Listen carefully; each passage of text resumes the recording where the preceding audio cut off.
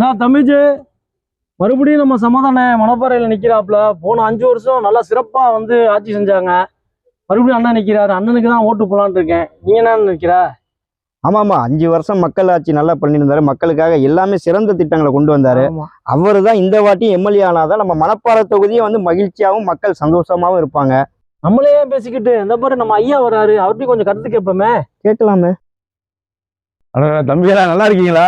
தம்பி வாங்க. ஐயா நல்லா இருக்காங்க ஐயா, நல்லா இருக்கோம். இப்போ நானும் ரஜாக்கும் பேசிட்டு இருந்தோம். சிறப்பாக மக்களை நல்லபடியாக நல்வழிப்படுத்தி சில திட்டங்களையும் கொண்டு வந்தார். இன்ன வரைக்கும் அவர் களத்தில் முயற்சி பண்ணி தான் இருக்காரு மக்களுக்கு நல்லது செய்ய. மீண்டும் 26லயும் அவருக்கு ஒரு வாய்ப்பு நம்ம மணப்பாறை தொகுதிக்கே கொடுத்துருக்காங்க. அப்துல் சமத் ஐயா வந்தால் நல்லா இருக்கும்னு சொல்லி நானும் ரஜாக்கும் பேசிக்கிட்டு இருந்தோம். இப்போ உங்களுடைய கருத்து இருந்தால் சொல்லுங்க. அதாவது தம்பி, அவர் 5 வருஷம் இருந்தாரு, சட்டமன்ற உறுப்பினர் இருந்து மக்கள் திட்டம்லாம் கொண்டு வந்தாரு. ஆனா பார்க்காதீங்க, நம்ம மணப்பாறைக்கு யாருன்னு அதிகமாக நல்லது செஞ்சுருக்காங்கன்னு பாருங்க. இவ்வளோ சொல்றீங்களா ஐயா? இந்த 5 வருஷம் இல்லாமல் போன நீங்க சொல்ற மாதிரி அதுக்கு முன்ன 10 வருஷம் 2011 21 தான் இருந்தாங்க. ஆனா நீங்க சொல்ற மாதிரி பெருசா ஒன்றும் செய்யல. ஆனா இருந்தாலும் ஐயா, நம்ம மணப்பாறை தொகுதிக்கு அப்துல் சமதானே இந்த 5 வருஷமா என்னென்ன திட்டம் கொண்டு வந்திருக்காரு தெரியுங்களா?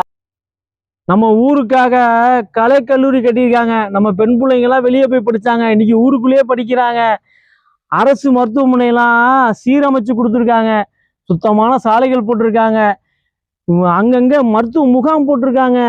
இங்கே பாருங்க, ஊருக்கு அங்காடிகள், அதாவது விலையில்லாத அங்காடிகள், ரேஷன் கடை திறந்துருக்காங்க. இது மட்டும் இல்ல, சம்மதண்ணன் இன்னொருத்தர் நம்ம ஜெயிச்சார்னு வச்சுங்களேன், ஸ்டாலின் ஐயா புது புது திட்டமெல்லாம் கொண்டு வந்திருக்காரு.